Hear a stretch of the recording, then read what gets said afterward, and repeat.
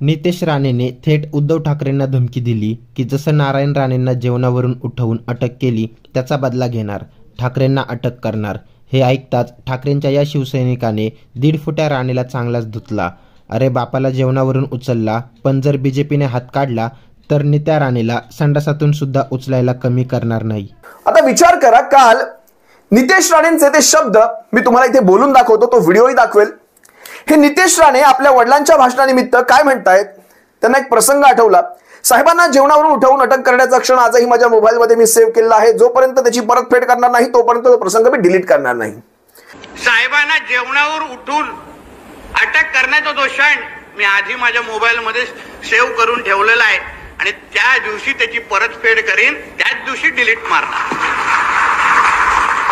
आणि वानखडेजी तो जवळ आलेला आहे टप्प्याटप्प्याने. तुम्ही आहात बरोबर, तुम्हाला माहितीये कशाबद्दल बोलतोय. स्वतःच्याच वडिलांच्या वाढदिवसात सुद्धा राजकारण करणारं हे एकमेव उदाहरण माझ्या पाहण्यात आलं. काय म्हणे तर मी तो व्हिडिओ कधी डिलीटच करणार नाही जोपर्यंत त्याची परतफेड करणार नाही. तुम्हाला तो व्हिडिओ कधीच डिलीट करण्याची संधी येणारच नाही. शिवसैनिक म्हणून हा आमचा शब्द आहे. तो व्हिडिओ कायमच तुमच्या मोबाईलमध्ये तसाच राहणार आहे. फरक फक्त एवढा झालेला असेल, ताट घेऊन बसलेले हात मात्र बदललेले असतील. त्यावेळेस ते होते, यावेळेस आणखी कोणतरी बसलेला असेल, पण ताट घेऊन बसलेले हात मात्र बदललेले असतील. बापाचं माहित नाही, पण दोन्ही मुलांचं राजकीय करिअर भविष्यात कसं असेल देवच जाणे. आता बघा ना, ज्याची केंद्रात सत्ता, मी काही कमेंट्स घेतल्या त्यांच्याच व्हिडिओच्या खालच्या, त्यातली एक सुंदर कमेंट्स मी तुम्हाला बोलून दाखवतो. ज्याची केंद्रात सत्ता तिकडे ह्यांचं खोबरं असं उधळलं जातं. चांग भलं. जिकडे सत्ता केंद्रामध्ये तिकडे चांग भलं. म्हणजे काँग्रेसची सत्ता केंद्रामध्ये होती, काँग्रेसचं खोबरं उधळलं, चांग भलं. लक्षात घ्या, भाजपला अजून ही कल्पनाच नाहीये मुळात की त्यांनी काय करून बसलेले आहेत. याचं एक उत्तम उदाहरण मी तुम्हाला देतो. आपल्याच भाषणामध्ये यांनी भाजपाला सुद्धा खरी खोटी सुनावलेली आहे.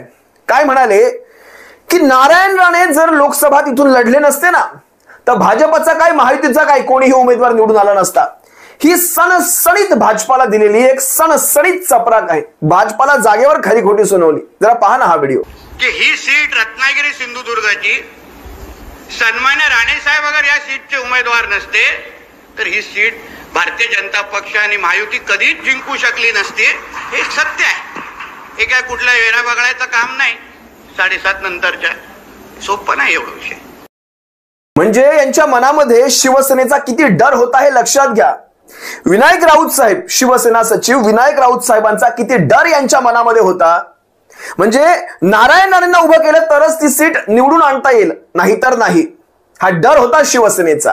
आणि याचं कारण सुद्धा तसं आहे. लक्षात घ्या, 4,48,514 मतं. हे स्वतःला कोकणाचे वाली समजतात. सिंधुदुर्ग रत्नागिरी म्हणजे आमची जहागिरी म्हणतात. तर ह्यांना मतदान झालंय 4,48,514 नारायण राणेंना. आणि विनायकजी राऊत साहेबांना मतदान झालंय 4,06,56 इतकं. याच्यामध्ये अंतर आहे 48,000 मतदानाचं. आता इथे चाल कशी खेळली, एक डमी उमेदवार उभा केला होता ज्याला मतदान जवळपास 16,000च्या आसपास झालं. त्या डमी उमेदवाराचं नाव सुद्धा विनायक राऊत आहे. ठीक आहे, ही खेळी खेळली. त्यानंतर काय काय केलं, सगळ्यात पहिला बिनशर्त पाठिंबा घेतला मनसेचा. त्यानंतर दुसरी चाल अशी खेळली की एक भावनिक मेसेज पसरवला, साहेबांची शेवटची निवडणूक, साहेब आता यावेळेसच शेवटची ही निवडणूक असेल, पुढच्या वेळेस साहेब दिसणार नाहीत तुम्हाला दोन्ही सभागृहांमध्ये. म्हणजे ना महाराष्ट्राच्या ना वरच्या सभागृहामध्ये साहेब येणार नाहीयेत, त्यामुळे साहेबांसाठी जे काही असेल ते, अशा प्रकारचा एक भावनिक मेसेज एक पसरवण्याचा प्रयत्न केला. तिसरी चाल, जिकडे बघावं तिकडे पैसा वाटप, सगळीकडे. याचे कित्येक पुरावे इलेक्शन कमिशन ऑफ इंडियाला पोहोचवले. या सगळ्यांचं फलित 30,000चं मताधिक्य. आणि तुम्ही कोकणाला म्हणजे रत्नागिरी सिंधुदुर्गाला स्वतःची जहागिरी समजायला लागले. वा रे, मला नवल वाटायला लागलं. आणि विचार करा, स्वतःच्याच भाषणामध्ये मगाच्या काय म्हणतायत की तो व्हिडिओ मी तोपर्यंत डिलीट करणार नाही जोपर्यंत त्याचा बदला घेणार नाही.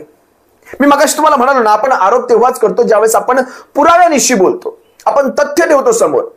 म्हणजे तशाच प्रकारची अटक आम्ही कोणाला तरी करवून दाखवणार. म्हणजे काय माहितीये, यांनी कायम सभागृहामध्ये विधानसभेमध्ये कायम एक पेनड्राईव्ह नाचवला, पण तो पेनड्राईव्ह ती झाकली बूट 1.25 लाखाची कायम झाला. कधीही तो पेनड्राईव्ह त्या तपास यंत्रणांकडे मात्र कधी पोहोचला नाही. बघा ना पेनड्राईव्ह कसे नाचवतात सभागृहामध्ये. म्हणून मुद्दा म्हणून आता काय पेनड्राईव्हचा जमाना आहे. आम्ही Devendra Fadnavis of university of पेनड्राईव्हचे शिक्षक आम्ही विद्यार्थी आहोत.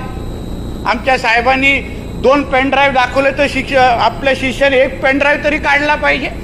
म्हणून अध्यक्षामध्ये मुद्दा म्हणून एक पेनड्राईव्ह तयार करून आणलाय. संवादाचा पेनड्राईव्ह आहे अध्यक्ष महोदय. या राज्याचा एक मंत्री त्या दिशा साल्यांच्या हत्येमध्ये, त्या दिशा साल्यांच्या बलात्कारामध्ये कसा त्याच्यामध्ये त्याची इन्व्हॉल्वमेंट आहे, आम्हाला एक आय विटनेस मला आणि माझे सहकारी अमित साटमला सांगतो अध्यक्ष महोदय, ह्या पेनड्राईव्ह मध्ये आहे. त्याची स्क्रिप्ट पण तयार केली अध्यक्ष महोदय.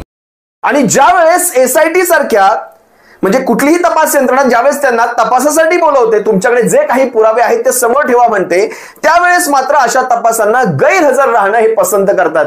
कारण ह्यांचे पेन ड्राईव्ह पोकळ असतात, आतून पोकळ. हे असले फक्त बोल घेवडे नेते सभागृहात पेन ड्राईव्ह नाचवायचे, तपास यंत्रणांनी बोलवल्यानंतर हजर राहायचं नाही. हे असले नेते यांच्या मोबाईलमध्ये ती क्लिप कायम तशीच राहणार आहे. फक्त एखाद्याला बदनाम कसं करायचं, एखाद्याला जाणीवपूर्वक बदनाम कसं करायचं, फक्त प्रसार माध्यमांमध्ये ती बातमी खेळवत ठेवायची. पण बातमी असते मात्र फुसकी. आणि शेवटी कसं असतं, सध्या माध्यमांचंही कसं झालंय, ज्याची सत्ता त्याच्या बाजूने जास्त री ओढली जाते. आणि हे सध्या ही जमान्याची रीतच झाली आहे म्हणा.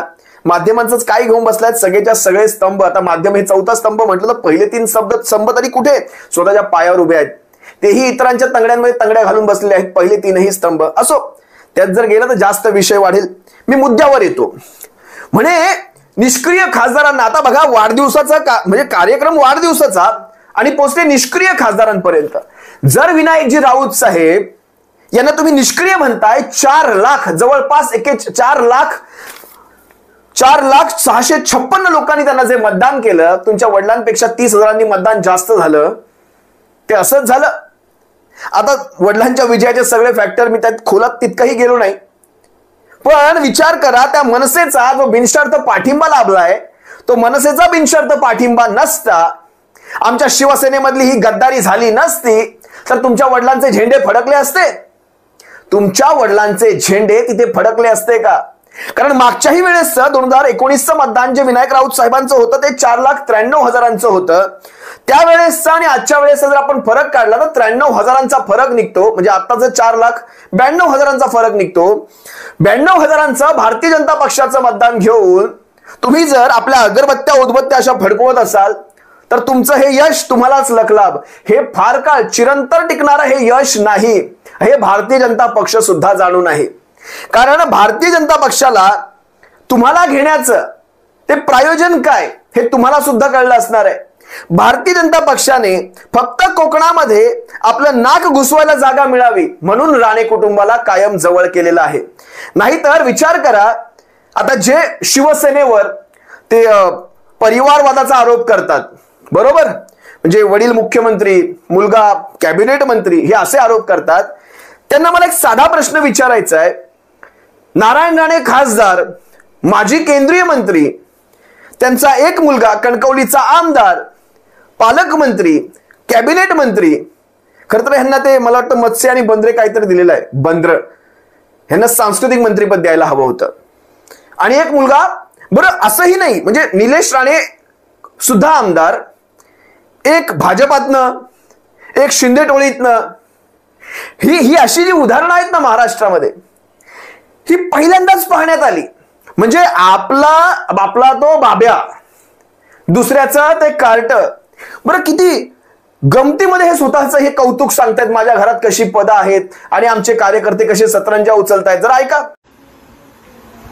आज घरामध्ये निलेशजी आमदार आहेत, साहेब खासदार आहेत, मी मंत्री म्हणून जबाबदारी पार पाडतोय आणि सिंधुदुर्ग आणि कोकणाच्या जनतेचं परत जे काही नातं आहे ना ते अजून घट. म्हणजे यांच्याच घरामध्ये 2 आमदार, एक कॅबिनेट मंत्री, एक पालकमंत्री, एक माजी केंद्रीय मंत्री, एक खासदार, म्हणजे सारीच्या सारी सत्ता यांच्या घरामध्ये देताना या कमळीला तो परिवारवाद दिसला नसेल. शेवटी कसं असतं माहितीये का, मी मगाशी म्हणालो, आपला तो बाब्या, दुसऱ्याचं ते कार्ट, यांची इथे मजबुरी आहे, यांना इथे त्यांचा पक्ष मोठा करायचा आहे म्हणून राणे कुटुंब मोठं करण्याचं काम चालू आहे. मी वारंवार एक गोष्ट म्हणत आलो आहे, फुटक्या फुग्यांमध्ये हवा भरून भारतीय जनता पक्ष काही वेगळं साध्य करणार नाही. हा फुटकाच फुगा आहे, त्याला थिगळ लावून तुम्ही ती हवा भरण्याचा प्रयत्न करता. एका विशिष्ट काळानंतर ते थिगळ उडणार आणि त्या फुटक्या फुग्यातली हवा पुन्हा निघून जाणार आहे. आजही शिवसेनेमध्ये तिथे निष्ठेने कार्य करणारी लाखो जण आहेत, लाखो. पण तुमच्या लोकांमधलं आणि आमच्या लोकांमधला फरक हा एवढा आहे की आमची लोक ही स्वतःच्या कष्टावर जगतात, कुणाच्या फेकल्या तुकड्यांवर जगत नाहीत. आणि आमची लोक सत्ता तिकडे खोबरं तिकडे चांग भलं अशी करणारी नाहीत. म्हणजे जसं मी मगाशी यांच्या कुटुंबाविषयी सांगितलं, ज्यावेळेस काँग्रेसची सत्ता होती, काँग्रेसचे ते झेंडे फडकत होते, त्यावेळेस यांनी काँग्रेसचा झेंडा हाती घेतला होता. त्यावेळेस अगदी संभाजी भिडे गुरुजींना, त्यावेळेस राम गणेश गडकरींविषयी यांची मतं काय होती, बाबासाहेब पुरंदरेंविषयी काय म्हणत होते, मराठा आरक्षणाविषयी यांची मतं काय होती, स्वतः फडणवीसांविषयी यांची मतं काय होती, RSS विषयी यांची मतं काय होती, ते सगळं सोडा. वीर सावरकरांविषयी, स्वातंत्र्यवीर सावरकरांविषयी हा नितेश राणे कित्येकदा आपल्या ट्विट मधून काय काय बरळला होता हे तुम्हा सर्वांच्या समोर आहे. वारंवार मी ते सगळं दाखवणार नाही. यालाच म्हणतो आम्ही अपॉर्च्युनिस्ट, संधी साधू. साधू म्हटलं म्हणजे संधी शोधणारा हा साधू, जे स्वतः आता सध्या गळ्यामध्ये भगवो वगैरे घालून हिंदू हृदय सम्राट ही पदवी लावायची बाकी राहिली आहे बाळासाहेबांची. आता विचार करा ना, यांचा हिंदुत्वाचा काय संबंध होता कधी, कशा प्रकारे हे संधी साधूपणा चाललाय बघा. हे तुमच्या सर्वांच्या समोर. बरं, आता मी एकाच मुलाविषयी बोलतोय, तुम्हाला वाटेल दुसऱ्याने पण काही केलं असेल की, कारण नारायण राणेंचं स्वतःचं वक्तव्य आहे ते, मला वाटतं काल परवाच कधीच आहे ते, की मला आयुष्यात एका गोष्टीचं समाधान आहे की माझी दोनही मुलं कर्तृत्ववान निघाली. आता खरं तर आई वडिलांना आपल्या मुलांविषयी ते कौतुक असणं स्वाभाविक आहे, कुठल्याही आई वडिलांना. त्या बाबतीत माझंही काही दुमत नाही आणि ते नाकारणे इतके कोत्या मनाचे आपण पण नाही. आई वडिलांचं सोडून द्या, पण आपली मुलं कर्तृत्ववान आहेत की नाही आहेत हे खरं तर आपण न ओळखता आपण हे जनतेवर सोडायचं असतं. कारण आता ही राजकीय क्षेत्रातली आहेत त्यामुळे जनतेवर सोडा, अगदी सर्वसामान्य असतं तर नातेवाईकांवर सोडा.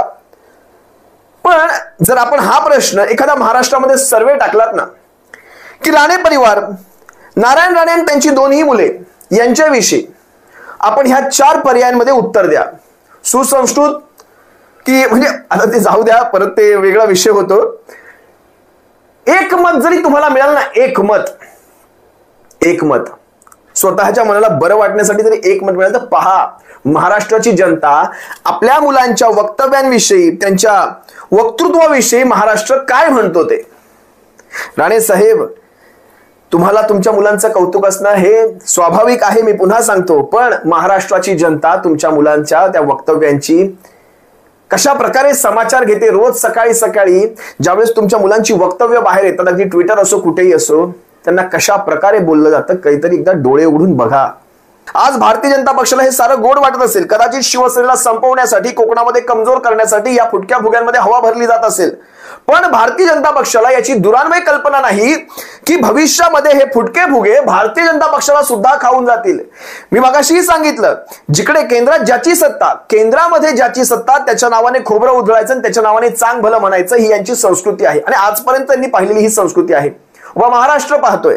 भविष्यात जेव्हा भारतीय जनता पक्षाची ही बोट गडगडू लागेल, ती अशी हलू लागेल, त्यावेळेस मात्र भारतीय जनता पक्षातून सुद्धा उड्या मारणाऱ्यांमध्ये ही बोट, या बोटीतून उड्या मारणारे हे सगळ्यात पहिले असतील.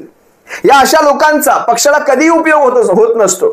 आजही मला अभिमान वाटतो शिवसेनेमध्ये जे निष्ठावंत आहेत, जे आजही शिवसेनेच्या पाठीशी, शिवसेनेच्या पक्षप्रमुखांच्या पाठीशी ठाम उभे आहेत, कोकणामध्ये आजही शिवसेना वाढीसाठी आपलं योगदान देत आहेत.